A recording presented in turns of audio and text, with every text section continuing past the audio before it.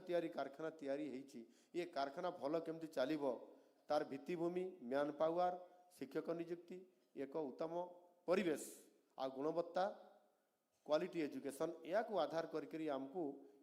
चलैवा पड़ो जोटा कि अतीत अनेक समय देखा दे नहीं केवल आमे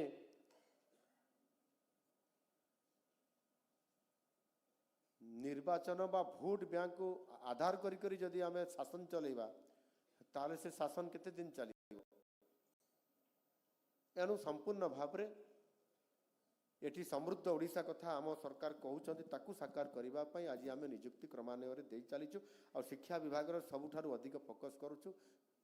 सेथि पई मध्य बजेट रे सबुठारु अधिक विद्यालय गणशिक्षा विभाग रे 31,000 कोटी रु अधिक टंका एथिरे आमे बजेट रे प्रावधान रखीचु जो थे कि शिक्षार बहुत बड़ तार गुणवत्ता सहित शिक्षक नियुक्ति सहित आमे प्रति वर्ष 15,000 शिक्षक नियुक्ति करूँ रेगुलार एवं आसंता 3 वर्ष रे 45,000 शिक्षक नियुक्ति करूँ एबे मध्य आमे समुदाय जदि या मिसेबा ताहले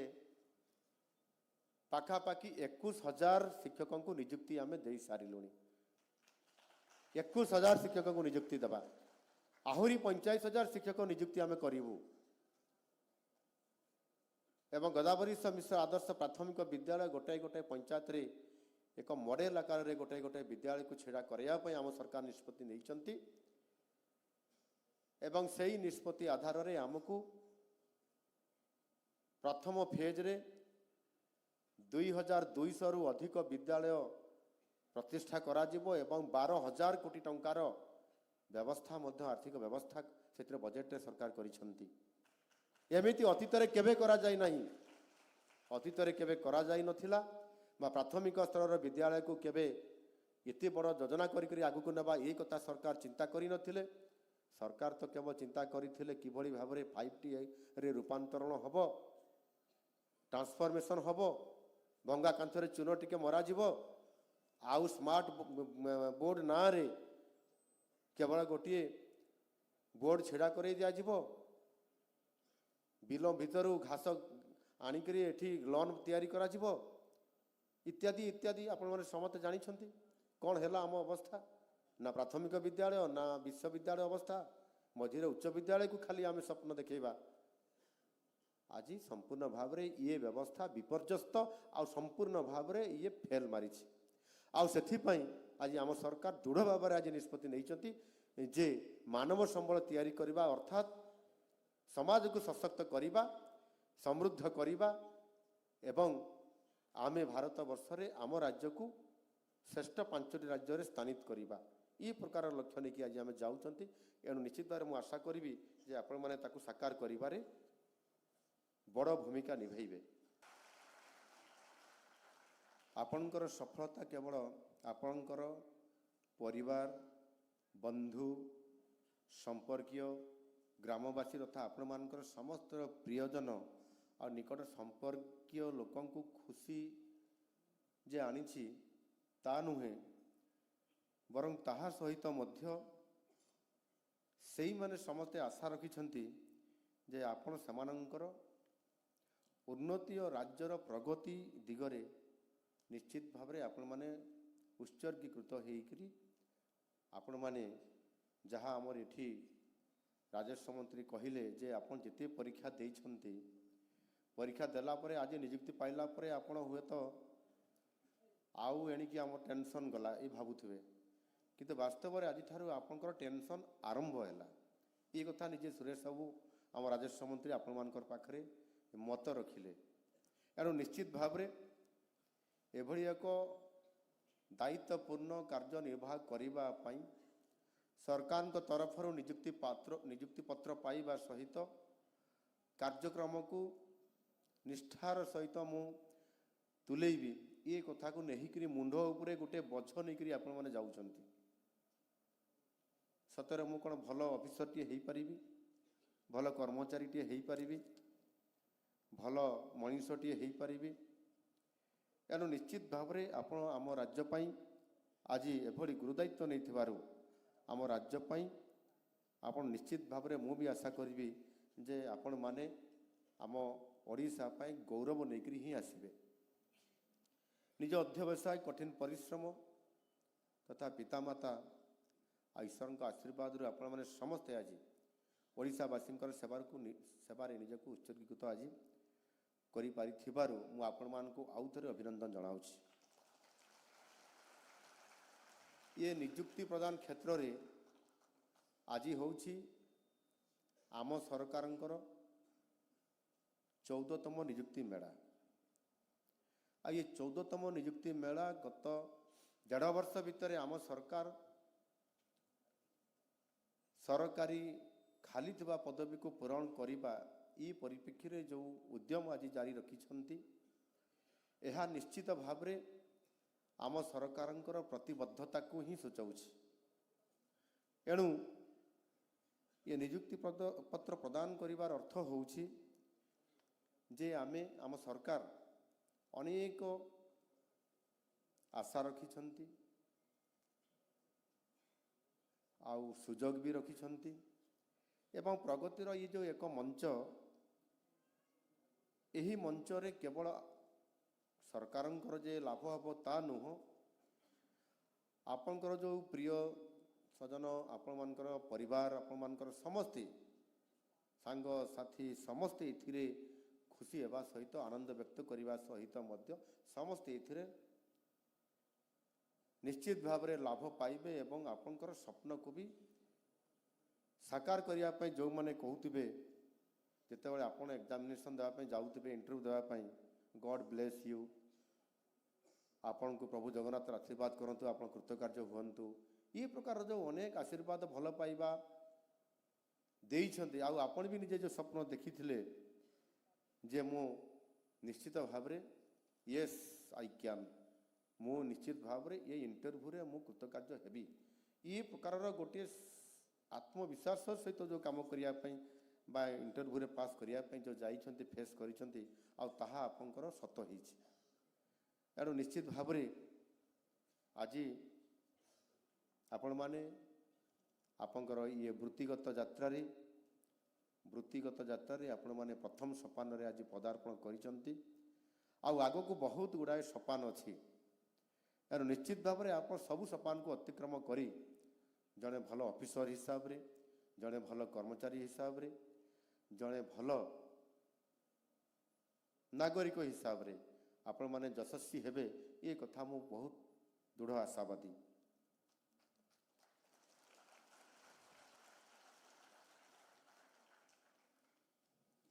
आपण माने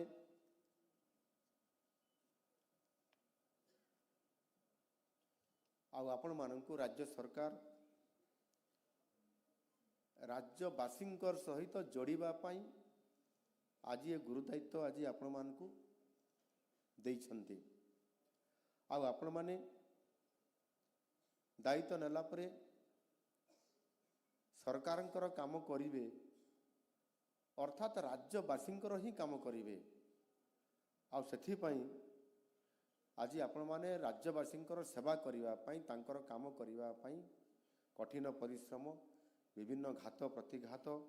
एवं विभिन्न परीक्षा देकरी ये गोटे परीक्षा नहीं बहु परीक्षा देकरी आज आपण माने ये स्तर को आज आसीछंती। भारतर यशस्वी प्रधानमंत्री श्री नरेंद्र मोदी जींकर ये मार्गदर्शन रे आमे क्रमागत भावे यही भली भाव रे अनेक निजुक्ति मेला करिछु आ आज होची ताहार 14तम निजुक्ति मेला। एणु ये 18 मास भितर 14टी निजुक्ति मेलार आयोजन करिबा एवं आज एककालीन आमे 11टी विभागर 1543 जन को निजुक्ति प्रदान करिछु। आज होची आमर जेते जो 14टी निजुक्ति मेला भितरे आज होची ये निजुक्ति मेला होची पंचम बृहत्तम निजुक्ति मेला 14टी भितरु। गत जून मासरु 2024 मसीहार जून मासरु आज पर्यंत आमे जो 14टी निजुक्ति मेला करिछु एथिरे सरकारी खाली थिबा पदवी को पूरण करिबा एवं आपण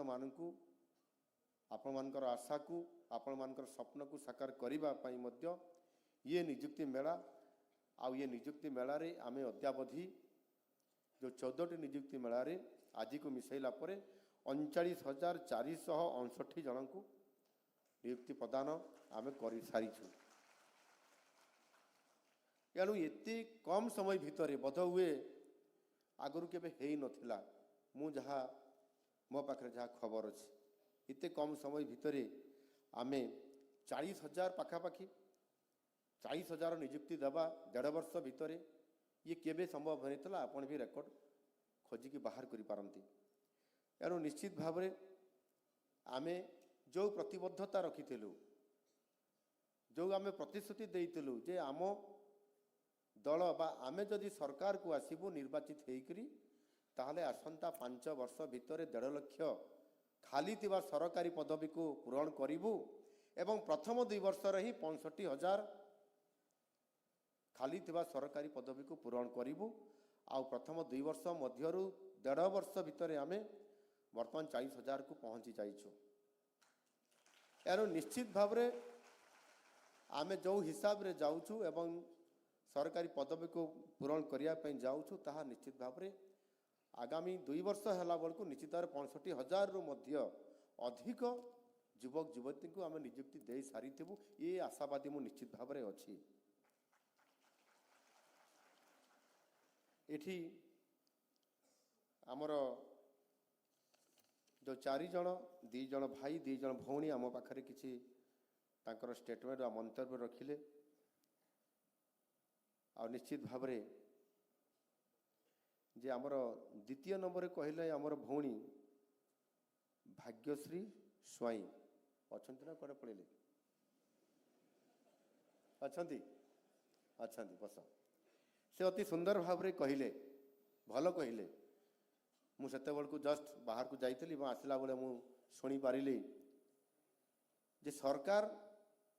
ଯେଉଁ ପ୍ରତିବଦ୍ଧତାର ସହିତ ଭିଜନର ସହିତ କାମ କରିବା ପାଇଁ ପଣ କରିଛନ୍ତି ବା ନିଷ୍ପତ୍ତି ନେଇଛନ୍ତି ବା ସଂକଳ୍ପ ନେଇଛନ୍ତି ବା ସ୍ୱପ୍ନ ଦେଖିଛନ୍ତି 2036 ସୁଦ୍ଧା ଓଡ଼ିଶା ହେବ ସମୃଦ୍ଧ ଓଡ଼ିଶା ତଥା ବିକଶିତ ଓଡ଼ିଶା। 2047ରେ ମୋଦିଜୀଙ୍କର ସ୍ୱପ୍ନ ବିକଶିତ ଭାରତ ଏବଂ ଭାରତ ହେବ ବିଶ୍ୱଗୁରୁ। ଏଇ ଯେଉଁ ଗୋଟିଏ ବାକ୍ୟରେ ବା କିଛି ଶବ୍ଦକୁ ନେଇକରି ଆମେ ଅନେକ ଚିନ୍ତା କରିଛନ୍ତି। ଯାହା ହେଉ ଆପଣମାନଙ୍କର ପାଖରେ ପହଞ୍ଚି ପାରିଛି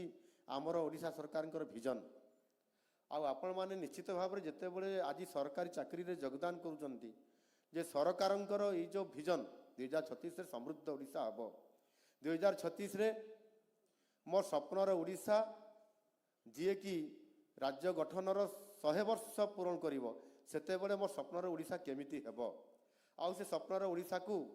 କେମିତି ହିସାବରେ ମୁଁ ସଜେଇବି ଆଉ ମୋର ଭାଗିଦାରୀ ରହିବ, ଏ କଥାକୁ ନିଶ୍ଚିତ ଭାବରେ ଆପଣମାନେ ଭାବିଥିବେ। ଆଉ ସେଇ କଥା ସେ ତାଙ୍କର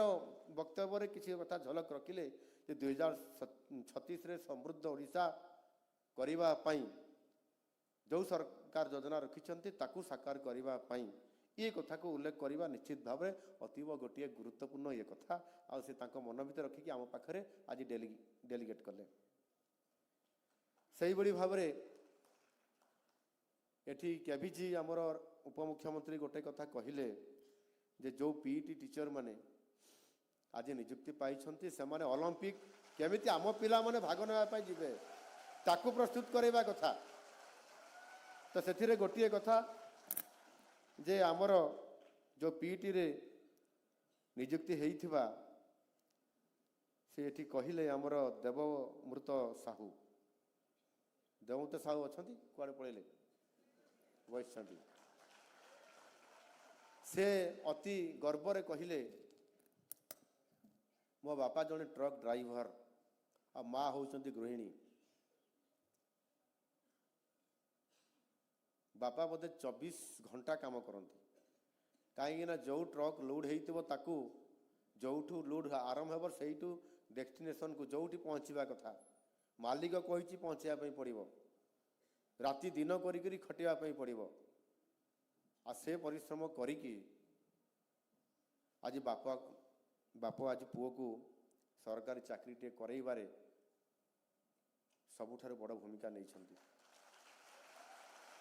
ଖାଲି ବଡ଼ ଭୂମିକା ନେଇନାହାନ୍ତି, ସେ ମଧ୍ୟ ତାଙ୍କ ପୁଅକୁ ତିଆରି କରିବାରେ ଗଢ଼ି ତୋଳିବାରେ ଏଭଳି ଏକ କ୍ରୀଡ଼ାବିତ କରିପାରିଛନ୍ତି ଯିଏକି ଅନ୍ତର୍ଜାତୀୟ କ୍ରୀଡ଼ାବିତ ହିସାବରେ ଆଜି ମାନ୍ୟତା ଅର୍ଜନ କରିଛନ୍ତି। ଆଉ ସିଏ ଆଜି ଆମର ପିଇଟି। ଆଉ ସେଇଥିପାଇଁ ମୁଁ ଆଜି ଯାହା ଆମର ମାନନୀୟ ଉପମୁଖ୍ୟମନ୍ତ୍ରୀ କନକ ବର୍ଦ୍ଧନ ସିଂହଦେଓ ମହାଶୟ ଯାହା କହିଲେ ଯେ ଅଲମ୍ପିକ୍ ତକ ପହଞ୍ଚାଇବା ପାଇଁ ପଡ଼ିବ ଆମ ପିଲାମାନଙ୍କୁ, ତ ଯିଏ ଟିଚର ସିଏ ଆଜି ଅନ୍ତର୍ଜାତୀୟ ଖେଳାଳି, ସିଏ ଆଜି ପହଞ୍ଚି ଗଲେଣି ବିଶ୍ୱ ଦରବାରକୁ। କାଲି ଅର୍ଥାତ୍ ଏଠି ଆମର ଯାହା ସୁରେଶ ବାବୁ କହିଲେ ଯେ ଅଭିମନ୍ୟୁ କିଏ? ଅର୍ଜୁନଙ୍କର ପୁତ୍ର ମହାଭାରତର। ଏବଂ ଅଭିମନ୍ୟୁ ଯଦି ତାଙ୍କ ମା ଯଦି ତାଙ୍କର ବାପାଙ୍କର ଯୁଦ୍ଧର ରଣଭୀତି ଏ ରଣନୀତି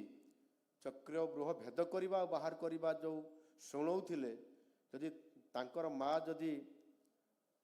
ଶୋଇପଡ଼ି ନଥାନ୍ତେ ତାହେଲେ ସେ ବି ଶୋଇ ନଥାନ୍ତେ ଏବଂ ଚକ୍ରବ୍ୟୁହ ଭେଦ କରିବାର କଥା ସେ ଶୁଣିଲେ, ତାକୁ ମନେ ରଖିପାରିଲେ।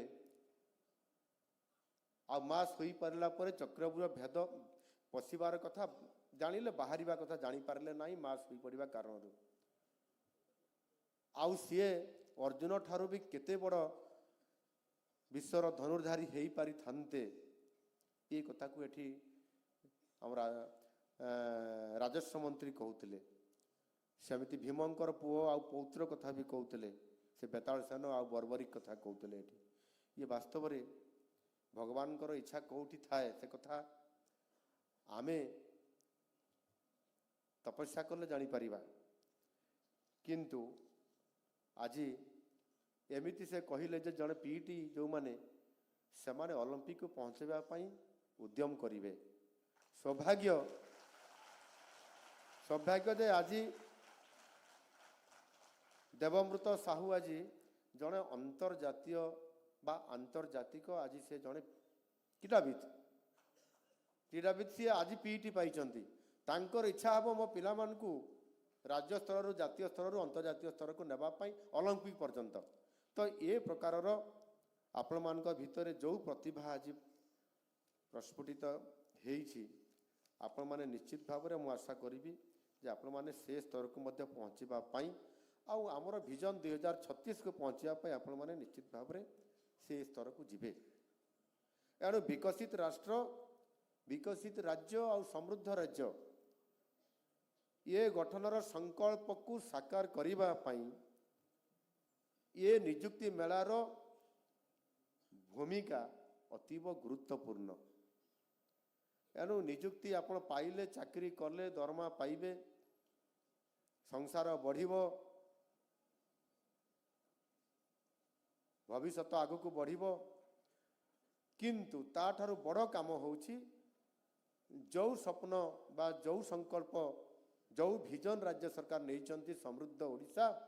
ମୋ ସ୍ୱପ୍ନର ଓଡ଼ିଶା 2036,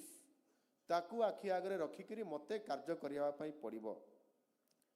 ଏଣୁ ସେଇ ସ୍ତରକୁ ଯିବା ପାଇଁ ଆପଣମାନେ ନିଶ୍ଚିତ ଭାବରେ ବ୍ରତୀ ହେବେ ବୋଲି ମୁଁ ବହୁତ ଦୃଢ଼ ଆଶାବାଦୀ ଅଛି। ସବୁଠାରୁ ବଡ଼ କଥା ହେଉଛି ଯେ ଆଜି ମଧ୍ୟ ଶିକ୍ଷା କ୍ଷେତ୍ରରେ ଶିକ୍ଷକମାନଙ୍କର ଭିତ୍ତିଭୂମିକୁ ସୁଦୃଢ଼ କରିବା, ପିଲାମାନଙ୍କୁ ଭବିଷ୍ୟତ ପାଇଁ, ତାଙ୍କ ପରିବାର ପାଇଁ, ତାଙ୍କ ପାଇଁ ଆଉ ଓଡ଼ିଶାର ଭବିଷ୍ୟତ ପାଇଁ ଗଢ଼ି ତୋଳିବା ପାଇଁ ଆମକୁ ମଧ୍ୟ ଶିକ୍ଷା କ୍ଷେତ୍ରରେ ବିଶ୍ୱସ୍ତରୀୟ ଭିତ୍ତିଭୂମିର ଏ ଆବଶ୍ୟକତା ଅଛି। ଆଉ ଗୁଣାତ୍ମକ ଶିକ୍ଷା ପ୍ରଦାନ କରିକରି ଓଡ଼ିଶାକୁ ଏକ ସ୍ୱର୍ଣ୍ଣିମ ଭବିଷ୍ୟତ ନିର୍ମାଣ କରିବା ଇ ଆମର ହେଉଛି ଲକ୍ଷ୍ୟ।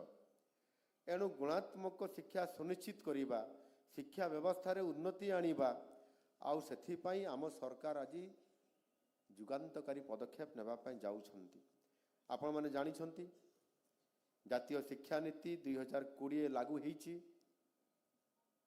ତା ସହିତ PM ଶ୍ରୀ ଯୋଜନା, ଶିଶୁ ବାଟିକା, ନିପୁଣ ଓଡ଼ିଶା, ପ୍ରତି ପଞ୍ଚାୟତରେ ଗୋଦାବରୀଶ ମିଶ୍ର ଆଦର୍ଶ ପ୍ରାଥମିକ ବିଦ୍ୟାଳୟ ପ୍ରତିଷ୍ଠା, ଐତିହ୍ୟ ବିଦ୍ୟାଳୟ ଯୋଜନା, ଜନଜାତି ଛାତ୍ରଛାତ୍ରୀଙ୍କ ଭିତରେ ସ୍କୁଲ ଡ୍ରପ୍ ଆଉଟ୍ ହାର ରୋକିବା ପାଇଁ ଶହୀଦ ମାଧବ ସିଂ ହାତ